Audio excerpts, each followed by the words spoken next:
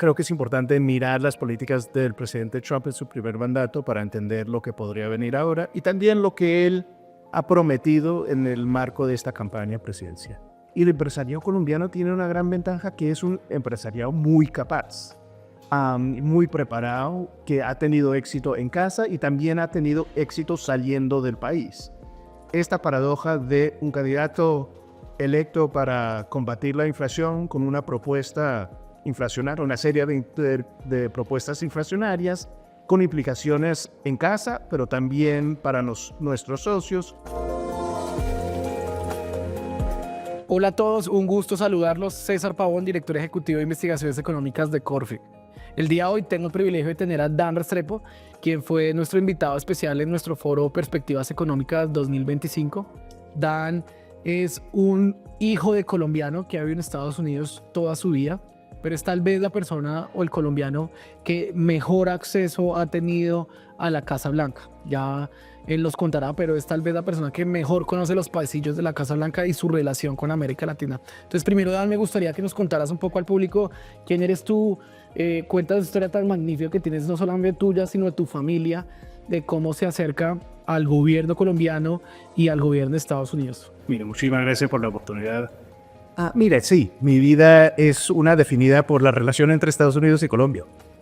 Yo nazco en los Estados Unidos de un padre colombiano, madre española, por una visita de un presidente de los Estados Unidos a Colombia, la visita del presidente Kennedy en el 71, cuando mi papá estaba trabajando con el gobierno de Alberto Lleras Camargo. Entonces le ofrecieron una oportunidad de ir a Estados Unidos a trabajar en la Alianza para el Progreso por 2 años después del cierre del gobierno de Lleras Camargo, y lo hizo. Y yo unos 10 años después nací en Washington y he vivido ahí toda mi vida. Mi vida profesional se ha dedicado a la relación entre Estados Unidos y los demás países de las Américas. Empecé trabajando en el Congreso estadounidense, luego estudié y ejercí como abogado, y luego en el sector privado en temas entre Estados Unidos y los demás países latinoamericanos.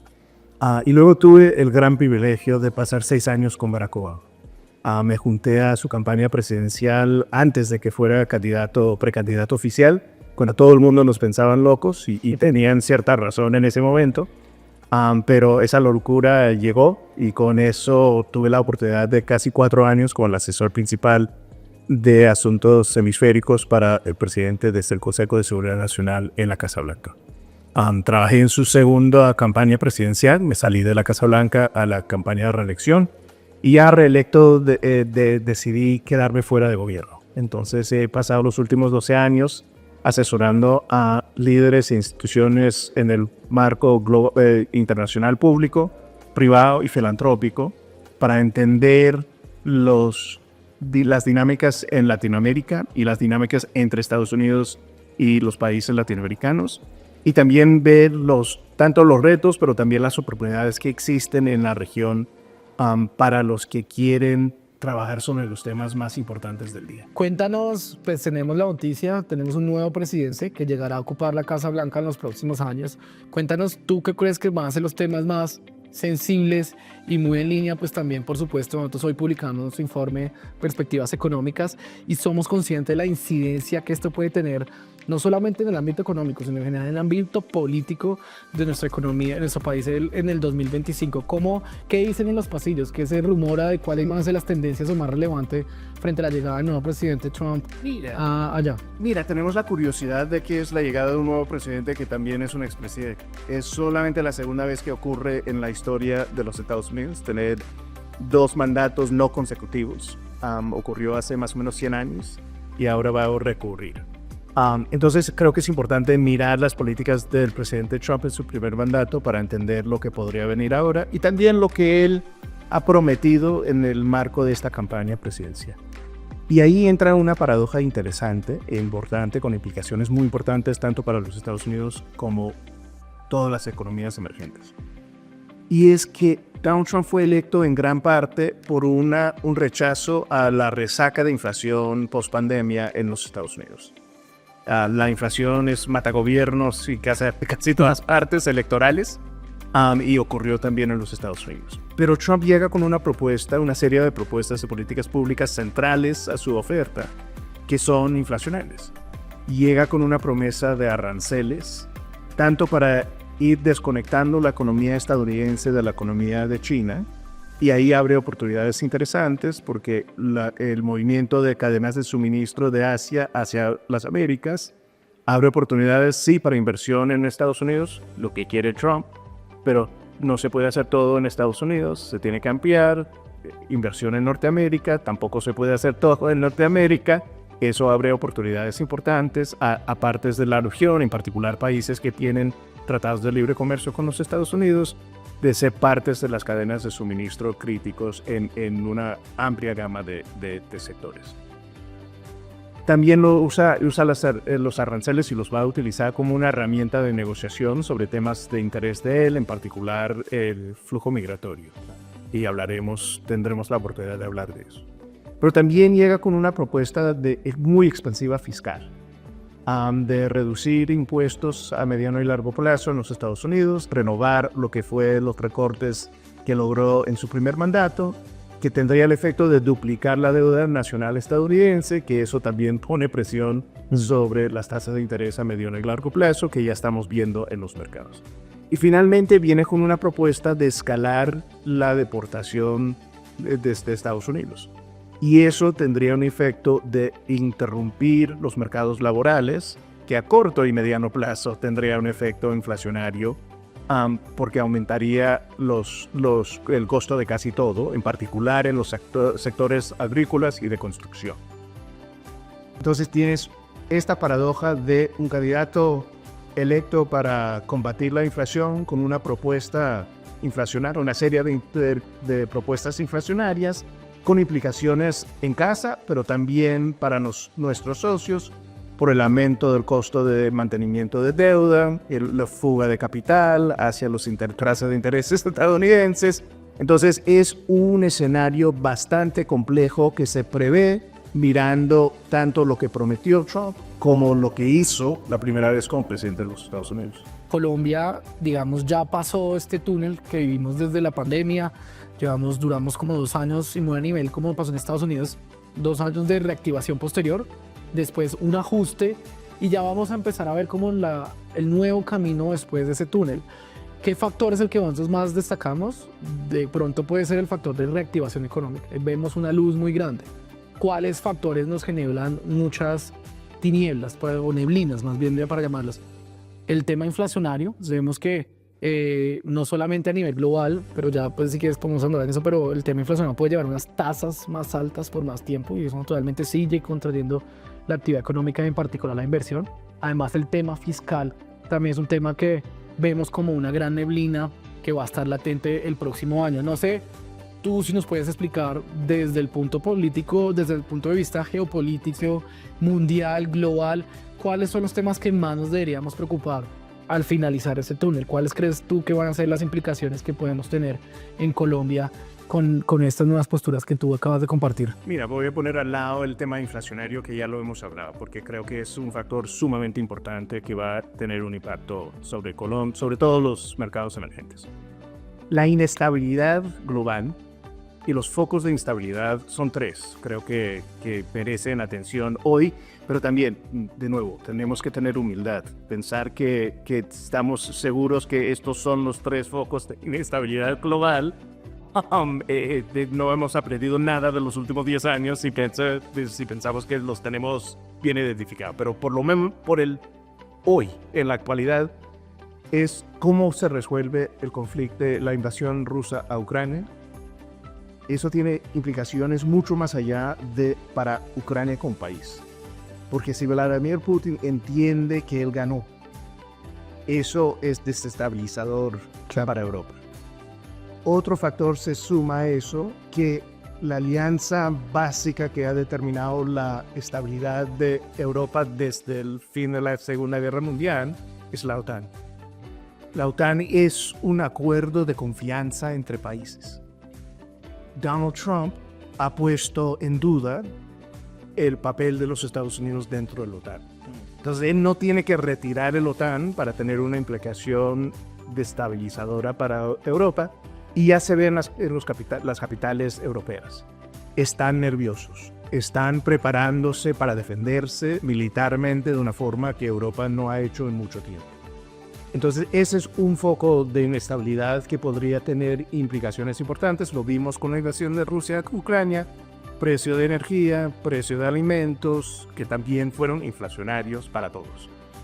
El segundo es el Medio Oriente, que ya estamos en una situación bien inestable. El último año largo de la confrontación de Israel en varios frentes, la que más puede calentarse es la entre Irán e Israel. Y eso también tiene impactos en particular sobre los mercados petroleros, que han estado bastante insulados hasta la fecha, a pesar de este año tan inestable en el Medio Oriente, un poco por el descrecimiento o la falta de crecimiento en China, por la producción en los Estados Unidos, la producción en otras partes, pero eso puede afectar también geoeconómicamente a todos. Y luego hay el caso de Taiwán. ¿Y qué va a hacer China con Taiwán? ¿Y qué está dispuesto a hacer los Estados Unidos para defender Taiwán si llegamos a una confrontación fundamental? Y eso pone en riesgo y ya ha puesto en presión una parte importantísima de la economía global, que es la industria de semiconductores, que está concentrada en Taiwán de una forma francamente insostenible.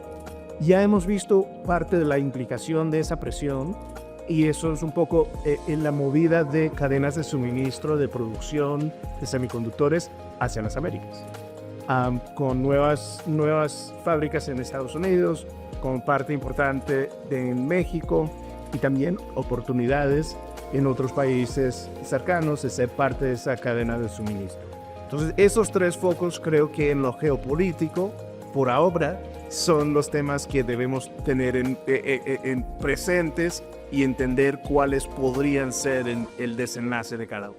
Tú cuentas ese contexto geopolítico donde, por supuesto, son temas centrales y neurálgicos del ordenamiento global, pero algo que a mí me llama la atención es que Colombia, afortunadamente, y lo podemos entender como una oportunidad, Colombia se ve aislado de estos diferentes conflictos. De hecho, creo que gran parte de las virtudes que hoy presenta no solamente Colombia, sino la región, es que no es parte de estos conflictos geopolíticos y además pues puede generar unas oportunidades, como tú lo dijiste, como el nearshoring y el friendshoring. Pero ¿cómo tú crees que va a ser la relación bilateral Colombia-Estados Unidos? ¿Tú qué estás viendo? Si esto va a poder ser una oportunidad o cuáles son los factores críticos que debemos tener en cuenta al analizar esta dinámica global, cómo afecta a Colombia. Mira, creo que debemos empezar el análisis mirando cómo fue la relación de Estados Unidos con Colombia en el primer mandato de Donald Trump. Y fue tensionada. Fue tensionada de una forma de la cual no estamos acostumbrados, francamente, porque en este siglo la relación entre Estados Unidos y Colombia ha sido muy estrecha y francamente mucho antes que este sí, pero en particular de este plan Colombia para adelante ha sido una relación muy estrecha. Eso fue tensionada durante la presidencia de Juan Manuel Santos y de Iván Duque, que eran presidentes mucho más alineados ideológicamente con Donald Trump que lo es el presidente Gustavo Petro.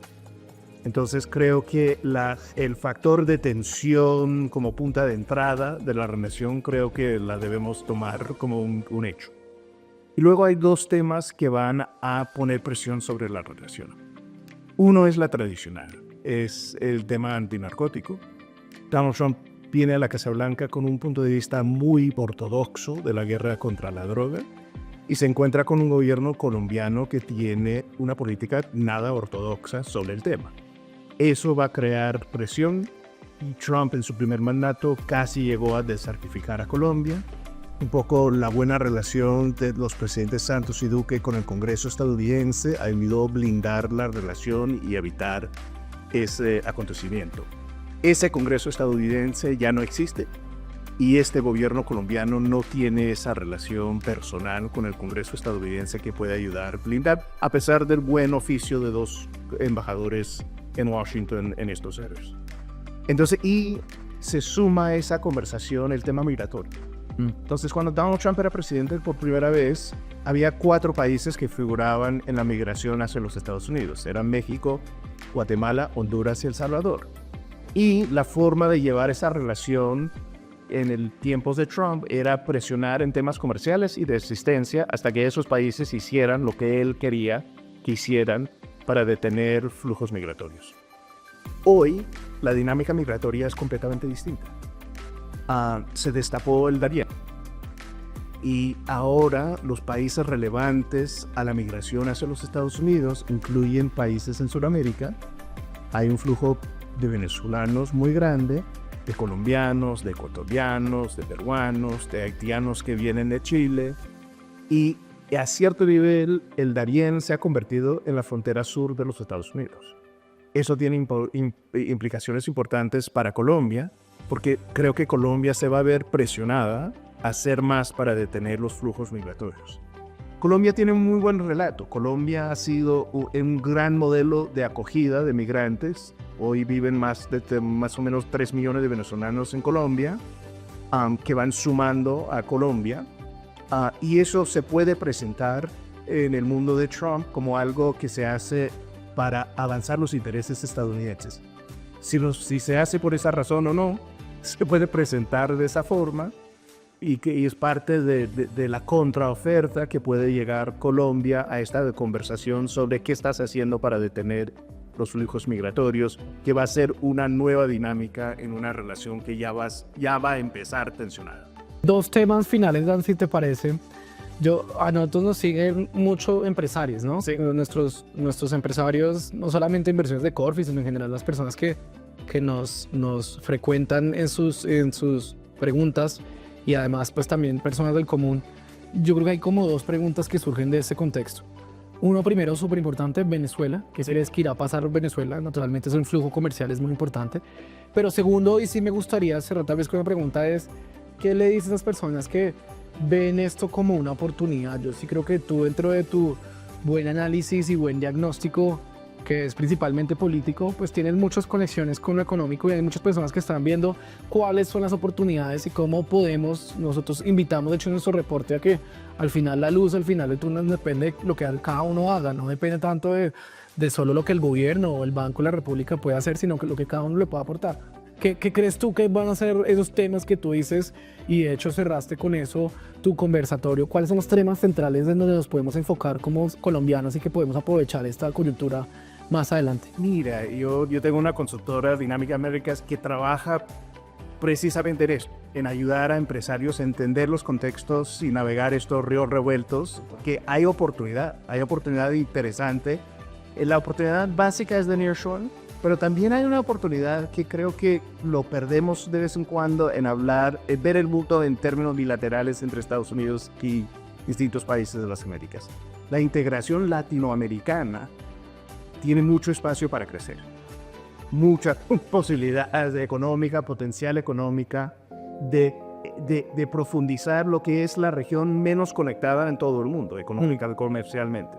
Entonces creo que hay cosas que existen en paralelo a lo estadounidense que abren oportunidades interesantes y lo estamos empezando a ver de inversiones de brasileros, de colombianos en México, por ejemplo. Y la entrada a entender a México como una plataforma para hacer negocios con los Estados Unidos, pero desde la región, que también es una cosa novedosa, que subraya que hay más oportunidad interregional de lo que se ha aprovechado hasta la fecha. Y luego hay toda la dinámica alrededor de este gran revuelto de cadenas de suministro. Y en muchos sectores, esto se piensa mucho en lo de semiconductores y en la transición energética, pero es de todo, es de medicamentos, no hay sector donde no hay cadenas de suministro que se están relocalizando a las Américas, y ahí viene una oportunidad importante para el empresariado colombiano, y el empresariado colombiano tiene una gran ventaja, que es un empresariado muy capaz. Muy preparado, que ha tenido éxito en casa y también ha tenido éxito saliendo del país. Entonces esa combinación y la capacidad de navegar espacios que no son simplemente los nacionales es importante. Cierro con Venezuela. Creo que es interesante, es la gran incógnita quizás de la política de Donald Trump al comienzo de su segundo mandato en las Américas. Porque hay 2 tendencias dentro del mundo trumpista. Uno que quiere negociar, que piensa que la política de presión no funcionó. Hay temas como la migración y el petróleo, que son temas muy importantes, que hay intereses profundos estadounidenses y que se puede llegar a un arreglo que sirve los intereses, que avanzan los intereses nacionales estadounidenses. También hay la tendencia y los que creen que no. Aquí esto es de principios, esto es sobre democracia, esto tenemos que seguir presionando al régimen de Nicolás Maduro y tenemos que volver a la presión máxima que teníamos al cierre del primer gobierno de Trump. ¿Cuál de esas dos tendencias va a ganar? Nadie sabe. Y creo que importantemente no sé si uno u otro va a ganar claramente, sino creo que vamos a ver un va y viene dentro de esas dos corrientes. Perfecto, Dan. No, pues de verdad, muchas gracias por navegar estas olas que sabemos de que son de gran incertidumbre. Yo sí creo que tu voz es muy relevante para este contexto que principalmente es político, pero uno como tiene toda la afectación en lo económico. Estoy seguro que al igual que toda la audiencia, pues lo va a agradecer enormemente esos mensajes que nos transmiten y nos generan al final algo de optimismo que esperamos que se pueda traducir en acciones que nos puedan llevar a implementar esta luz al final del túnel. Muchas gracias. Muchísimas gracias.